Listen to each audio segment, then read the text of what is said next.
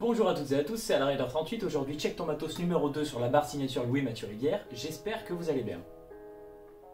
Répondez-moi quand même, j'attends une réponse là, tu vois, le respect, la réponse. Ah, on me dit dans l'oreillette que une caméra ne répondra pas en fait.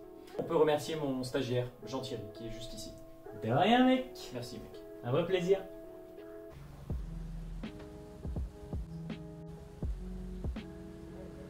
Tout d'abord, pour commencer, n'hésitez pas à vous abonner à la chaîne YouTube, à me suivre sur Instagram, Rider38. Rentrons dans le cœur du sujet, maintenant on va parler de cette petite barre. Donc, vous l'aurez vu dans le titre ou dans la miniature, cette barre est unique au monde. Pour l'instant, cette barre signature n'a été produite qu'à un seul exemplaire, donc celle qui est juste ici. Et le deuxième exemplaire, lui, n'a pas été vendu, c'est Louis-Mathieu Rivière lui-même qui est en train de le rouler. Déjà, petite parenthèse pour commencer, Louis-Mathieu Rivière, c'est un rider qui est en ce moment chez Fusion et JP Scooter, si je dis pas de bêtises. Son Instagram est juste ici et son shop, c'est UDS Shop, du coup, Upside Down, qui est juste là. Voilà, son Instagram aussi. Donc pour entrer dans les spécifications de cette barre, c'est une barre en titane grade 9. Elle est livrée avec des tailles standards, donc ce sera à vous de faire vos recoupes. Elle est livrée en 700 mm de haut par 600 mm de large. Le diamètre central du tube est de 34,9 mm.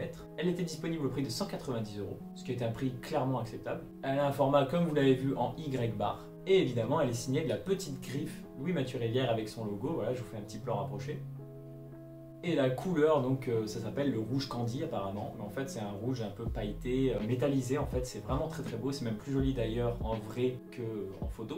Et pour ce qui concerne les restocks, je ne pourrais pas trop vous le dire, déjà parce que je ne lui ai pas posé la question personnellement, et qu'en plus de ça il avait parlé de Noël, mais avec le Covid je suis pas sûr que ça se passe facilement quoi, donc j'en sais rien. Je vais juste revenir vite fait sur le titane grade 9. Le titane grade 9 c'est quoi? En gros, déjà le titane il va servir à deux choses, c'est avoir la robustesse d'une barre acier de haute qualité et la légèreté de l'aluminium. Aujourd'hui je lis dans tous les shops que leurs barres sont des barres titane grade 9 qui sont utilisées en aéronautique. L'alliage en lui-même a une structure qu'on appelle structure cristalline. Cette structure cristalline, elle va être sous différentes structures. Je vous mets une petite image juste ici pour montrer trois structures différentes. Et en gros, cette structure, tout bêtement, elle va jouer sur la robustesse du titane. Et du coup, ces structures sont plus ou moins adaptées à un certain type d'utilisation.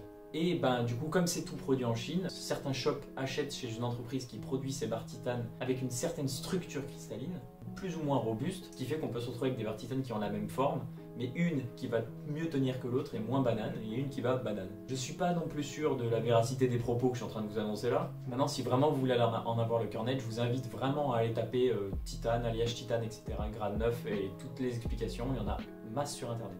Donc si je devais vous donner mon avis sur cette petite barre, à part cette couleur que je trouve magnifique et le petit logo gravé, c'est la même chose que ma barre CDK titane que je roulais juste avant. Là, à la limite, la différence que j'ai, c'est que le tube du coup est plus gros, mais ça change pas grand chose, et qu'elle est plus haute. Donc niveau inconvénient, voilà, ce serait la peinture, on verrait plus vos défauts de peinture, etc., les rayures que sur une barre qui sera grise. Par exemple, ma barre CDK, elle est toute ponchée, et pourtant ça se voit 4 fois moins que cette rayure, alors qu'elle a qu'une seule rayure.